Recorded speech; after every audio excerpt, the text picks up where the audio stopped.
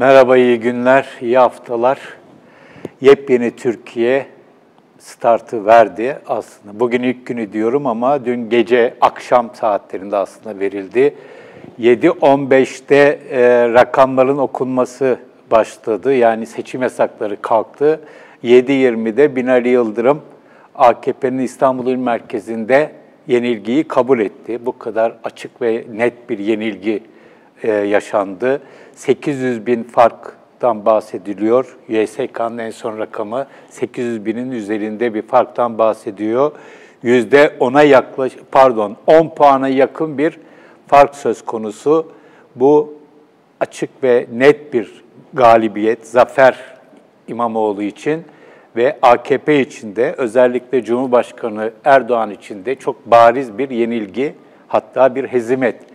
Bu seçimin en büyük kaybedeni tabii ki Erdoğan, ardından Bahçeli ve onlara değişik şekillerde destek veren hemen hemen herkes. Tabii bu arada Binali Yıldırım.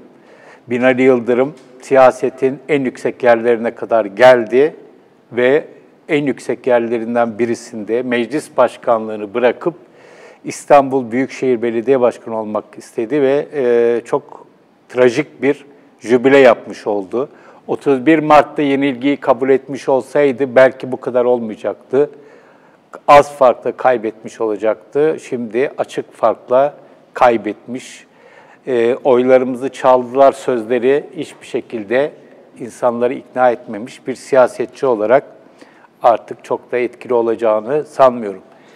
Yepyeni Türkiye'nin ilk günü, artık önümüze bakmamız gerekiyor.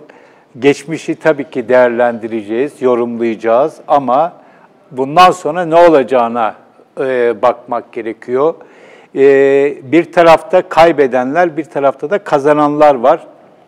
Kaybedenler ne yapacak, ne yapabilir? Kazananlar ne yapacak, ne yapabilir diye bakmak gerekiyor.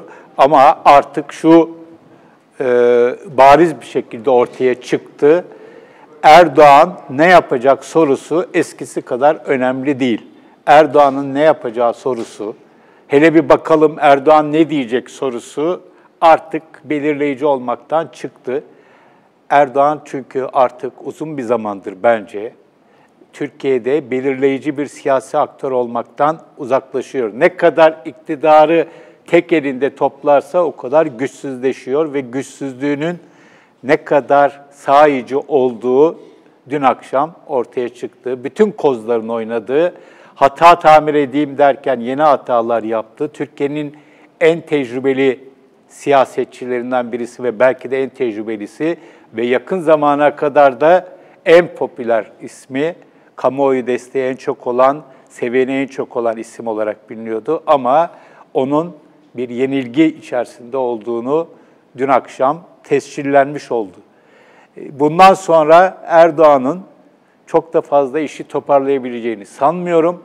Tam tersine iş daha da kötüye gidecek. Çözülme hızlanacak. Ali Babacan'ın, Ahmet Davutoğlu'nun parti çalışmaları hızlanacak ve oraya yönelik ilgi artacak. Bütün bunları anlamak için kain olmak gerekmiyor, öngörmek için. Ve ona cevap verebilecek çok fazla elinde ne kadrosu, ne silahı, ne kozu var. Bir otoriterlik kozu var. Erdoğan ne zamandan beri hep onu kullanıyor. İnsanların hak ve özgürlüklerine müdahale ediyor. Yargı üzerinden siyaseti dar bir alana hapsetmeye çalışıyor. Ama 23 Haziran seçimleri bu dar alanın Türkiye'yi kaldıramadığını bize gösterdi. Erdoğan'ın otoritesinin hiç de sonsuz olmadığı, aslında ne kadar otoriter olursa olsun otoritesinin iyice zayıflamış olduğunu bize gösterdi. MHP bağlamında baktığımız zaman da MHP bunun en ciddi kaybedenlerinden birisi olarak önümüzdeki dönemde MHP'yi gerçekten zor günler bekliyor. Hele İyi Parti'nin burada çok riskli bir şekilde de olsa son ana kadar Ekrem İmamoğlu için çalışmış olması da akılda tutulacak olursa, Meral Akşener son ana kadar İstanbul'da faaliyet yürüttü, kampanya yürüttü ve bunun sonucunda da kazananların arasında yer aldığı, herhalde önümüzdeki dönemde bunun meyvelerini ciddi bir şekilde toplayacaktır. İYİ Parti, MHP'yi zayıflatmaya herhalde devam edeceği benziyor önümüzdeki günlerde. Ama sadece kendisini MHP'nin rakibi olarak tanımlarsa çok büyük bir yanlış yapmış olur. Çünkü son seçimde gördük, burada CHP ile kurdukları ittifak ve bir şekilde HDP'nin de desteklediği bu ittifak ve Saadet Partisi'nin de bir yere kadar çeperinde yer aldığı bu ittifak İYİ Parti'ye de iyi geldi. Dolayısıyla bu MHP'nin alanına kendisini sınırlaması gerçekten çok gereksiz bir yanlış olur. Herhalde önümüzdeki dönemde İYİ Parti'den yeni açılımlar gelebilir.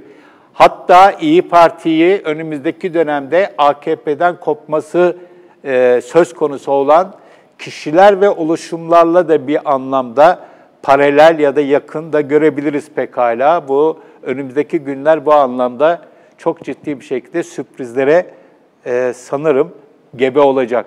HDP bunun en ciddi kazananlarından birisi ve Kürtler tabii. Sadece HDP değil, HDP bir yanda ama Kürtler de onunla birlikte telaffuz edilmesi lazım ve tabii ki Selahattin Demirtaş. Bu üç içe geçmiş üç şey. Türkiye'de birlikte mücadele etmenin, birlikte hareket etmenin sonuç alabileceğini gösterdi. Öcalan olayına rağmen, iktidarın Öcalan'ı devreye sokmaya çalışmasına rağmen burada HDP yönetimi, HDP teşkilatı ve HDP seçmeni gerçekten dirayetli davrandı ve sonuçta bu zaferde onlar da paylarını alacaklardır. Önümüzdeki dönemde HDP'nin bu stratejisini sürdürmesi halinde çok daha fazla ses getiren bir parti olacağını, hele Selahattin Demirtaş'ın özgürlüğüne yeniden kavuşması halinde çok ciddi bir aktör olacağını ve artık diğer partilerin, CHP başta olmak üzere, HDP ile hiçbir şekilde yan yana görünmeme tutumundan da artık vazgeçmek durumunda olacaklarını görüyoruz.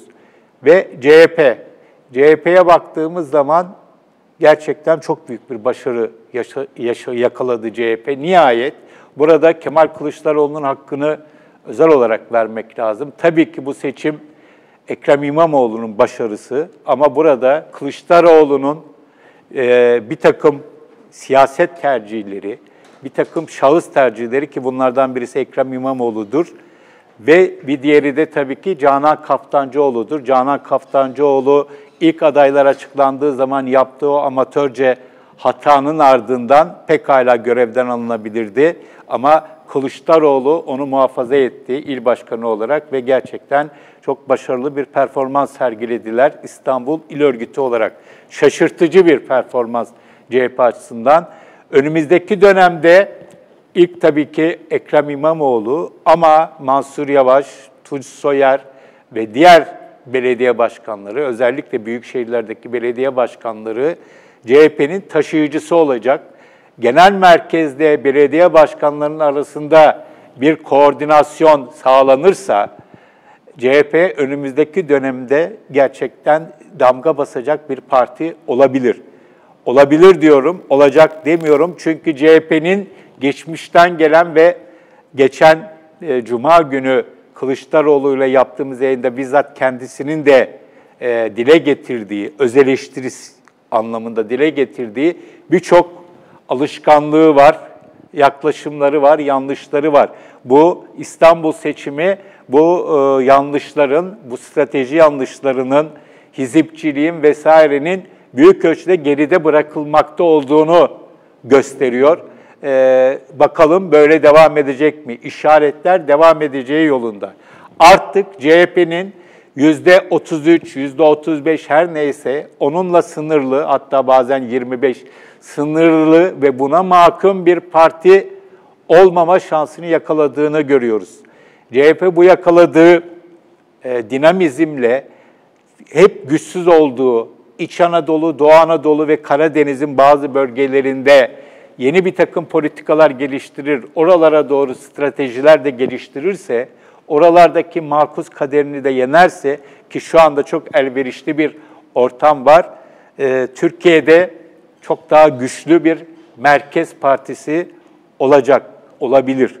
Bu şansı yakalamış durumda ama bunları bu tür yakalanan zaferlerde şu husus çok önemli. Bunu sürdürebilmek, bunu muhafaza edebilmek çok önemli. Ama şu anda o potansiyel var. Ekrem İmamoğlu, tabii ki Kılıçdaroğlu, Canan Kaftancıoğlu ve diğer belediye başkanlarıyla CHP çok ciddi bir yeri yakalamış durumda. Saadet Partisi'ni de kısaca anayım. Saadet Partisi'nin oyları düştü ama buna çok üzüldüklerini sanmıyorum. Çünkü Saadet Partisi yönetiminin büyük ölçüde, hatta İstanbul adaylarının da büyük ölçüde gönlünün Ekrem İmamoğlu'ndan yana olduğunu tahmin ediyorum. O konu, gözlemlerim o yolda. Dolayısıyla çok rahatsız olduklarını sanmıyorum. Ve Saadet Partisi de tabii AKP'deki kaçınılmaz çözülmeden pekala istifade edebilecek bir parti ya da o yeni kurulması söz konusu olan partilerle bir şekilde koordineli bir şekilde hareket etme potansiyeli olabilir. Özellikle Cumhurbaşkanlığı seçimlerinde Abdullah Gül'ün adaylığı üzerinde bayağı bir çalışma yürütmüş olduklarını hatırlarsak, Abdullah Gül'ün desteklediği Ali Babacan'ın kurması söz konusu olan parti ile Saadet Partisi arasında bir takım yakınlaşmalar da pekala olabilir. Söylenecek çok şey var, uzatmamak istiyorum. Bunları peyderpey konuşuruz. Hep buradayız. Ama bir sözlerimi bitirirken özellikle Medyaskop'taki arkadaşlarıma çok teşekkür etmek istiyorum. Gerek 31 Mart'ta, gerek 23 Haziran'da çok iyi işler çıkarttı arkadaşlarımız, genç arkadaşlarımız. Ayrıca burada bizi ricalarımızı kırmayıp bu seçim sürecinde ve seçim sırasında bize yorumlarıyla, analizleriyle katkıda bulunan herkese ayrı ayrı çok teşekkür ediyorum. Bu seçim 23 Haziran, 31 Mart'ta böyleydi, 23 Haziran daha fazla böyle oldu. Bu ana akım denen medyanın artık yok olduğunu bize bir kere daha gösterdi ve ana akımın artık bizler olduğunu, bizlerin ana akımın fonksiyonunun yerine getirdiğini gösterdi. Son bir not düşeyim. Biz AK Parti İstanbul İl Merkezi'ne de arkadaşlarımız akreditasyon için başvurdular seçim gecesi. Akreditasyonumuz reddedildi, başvurumuz reddedildi. Beştepe tarafından verildiği söylendi kararın. Ama ne oldu? Akreditasyon olmuş olsaydı bile arkadaşlarımız binaya girdikten herhalde 15-20 dakika sonra çıkmak durumunda kalacaklardı. Çünkü AK Parti İstanbul İl Merkezi sandıklar açıldıktan kısa bir süre sonra kapıyı kilitledi.